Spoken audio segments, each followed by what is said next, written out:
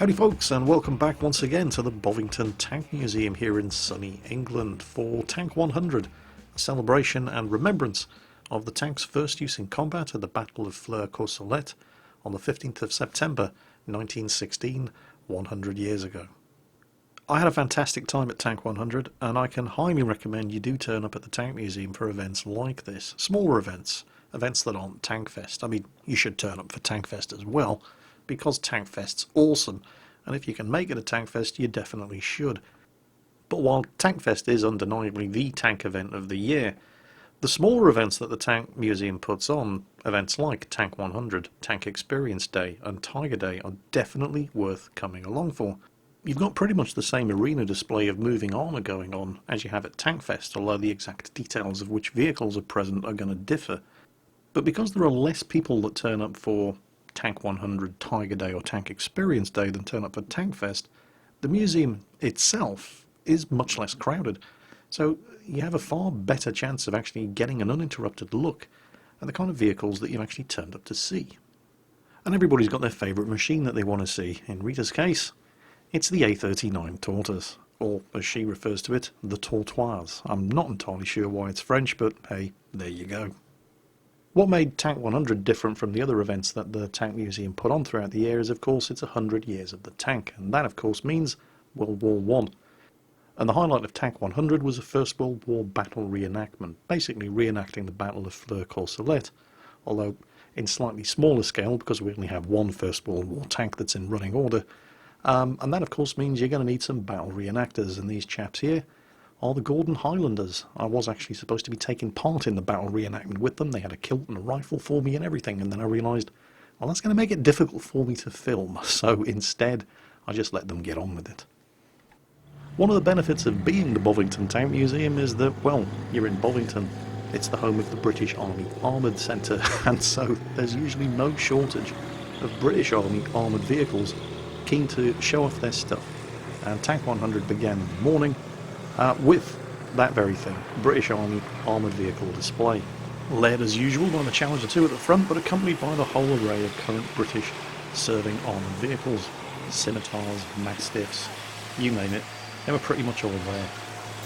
Speaking of British armoured vehicles, one thing that I was not expecting to see at Tank 100, but, well, seemed kind of appropriate, was the new Ajax armoured fighting vehicle, seen right here next to the replica Mark IV tank, which we're going to be seeing more of later.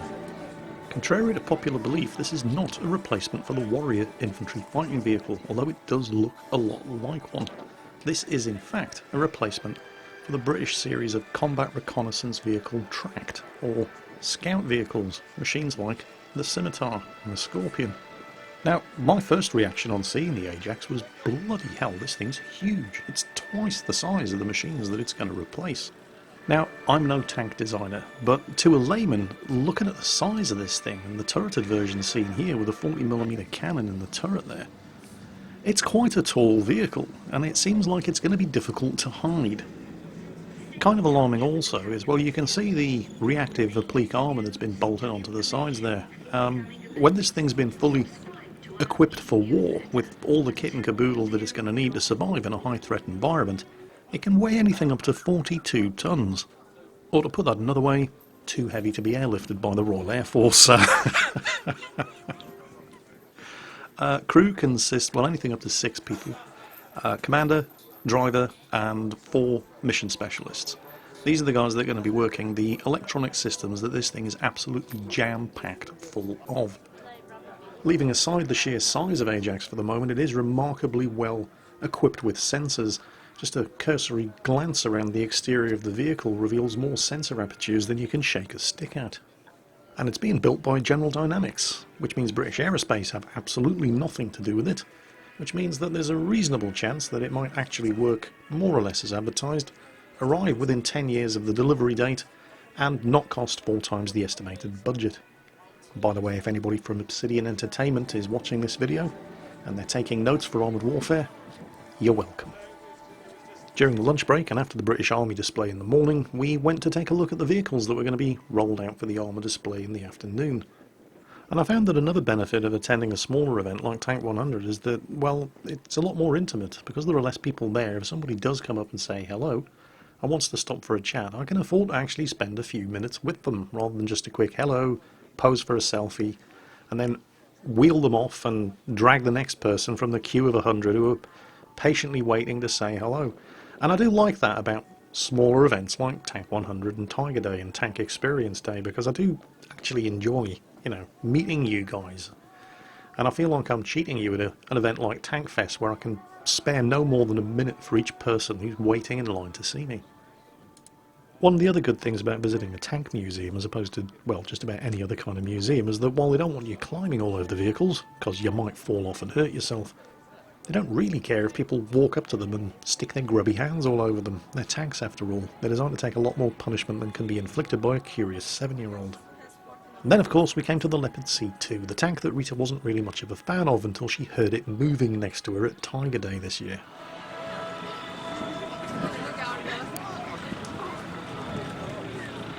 Yeah, I don't like leopards. Well, That's right, isn't it, Rita? You don't like the leopard, yeah? I used to not like it until it paddled. It's a true story, actually. Rita was never a massive fan of the Leopard 1 until one roared past her at 60 kilometers per hour at Tiger Day earlier this year. I felt my lungs vibrating. Rita felt something else vibrating, and she's been in love with the Leopard 1 ever since. And then after lunch, it was time for the display of 100 years of tanks, starting naturally with the First World War veteran, the Mark IV. Although, well, this isn't actually a First World War veteran. The museum does have a large collection of First World War tanks, but, well, they're all almost 100 years old, so none of them are in working order. This is a replica, and it's a very, very good replica. It was built for the movie War Horse. And yes, it is supposed to be that slow. As you'll see in the First World War reenactment towards the end of the video, this thing was meant to go no faster than walking infantry.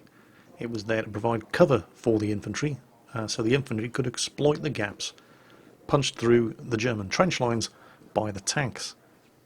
The tank was first used in action at the Battle of Flers-Courcelette in World War I between the 15th and the 22nd of September 1916.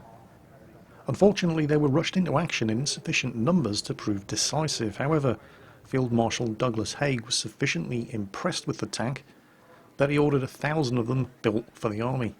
Conditions inside these tanks were far from pleasant. Verbal communication inside the tank between the crew members and from tank to tank were completely impossible and relied on hand signals, coloured discs and flags.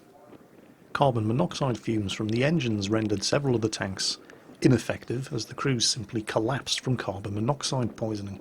And while the tank was certainly designed to be able to negotiate the no-man's land battlefields of World War I, some of the mud in these battlefields was deep enough to drown a man, and certainly deep enough to bottom out a tank, and that was even before you took into account the notorious mechanical unreliability. Taking all these factors into account, it's not really a big surprise that in the First Battle of Cambrai, when tanks were first used in mass combat in November 1917, by the second day of the battle, and this is even before you take into account tanks lost to German fire, less than half of the original number of tanks were still available for combat.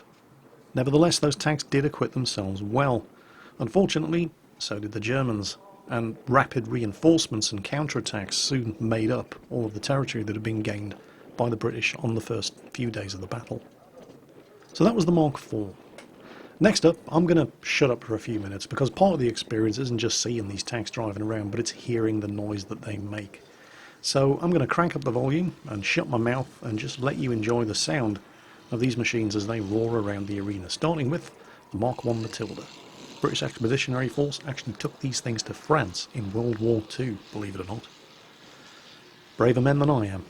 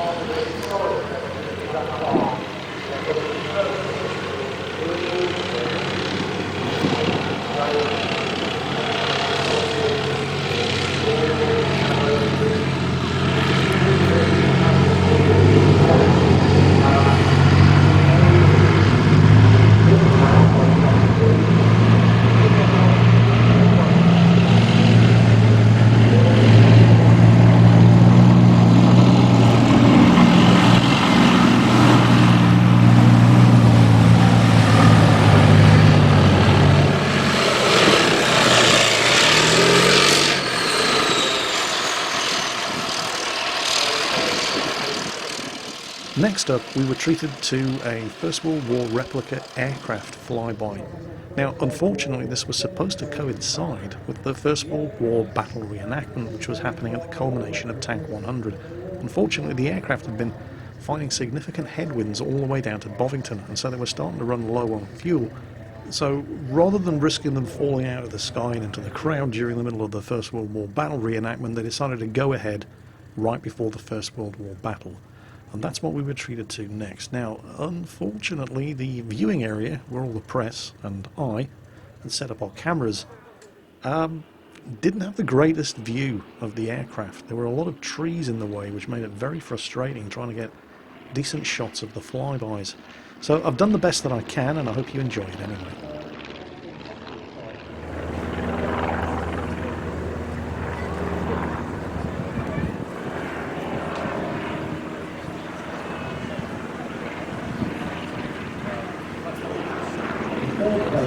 Just coming across at the moment is the replica SE5.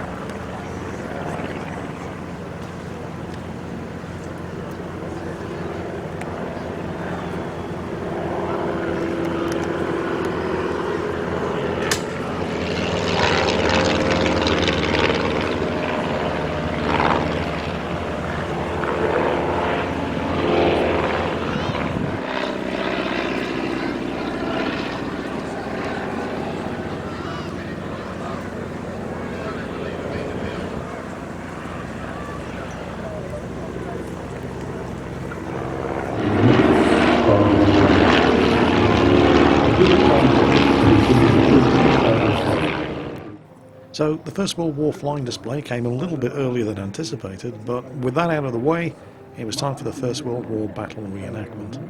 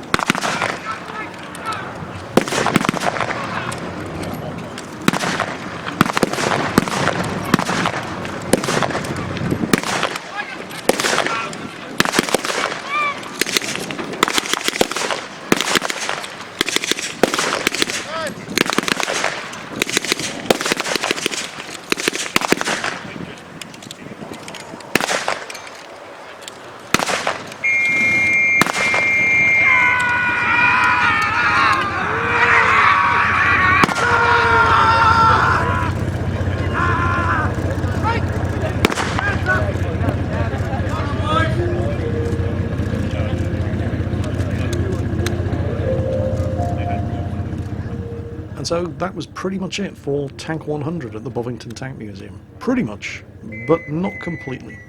Because while Tank 100 isn't just a celebration of 100 years of the tank, it was also a memorial for 100 years of the tank. And all those who've lost their lives in combat in the 100 years since the tank was introduced onto the battlefield. And so the day concluded with a remembrance service led by a British Army chaplain, a minute's silence in remembrance of the fallen,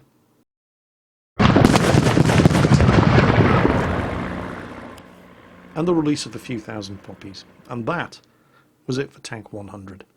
I had a fantastic time. It was definitely worth attending. And for those of you who couldn't make it down, I hope you've at least enjoyed the video. As always, folks, take care, and I'll catch you next time.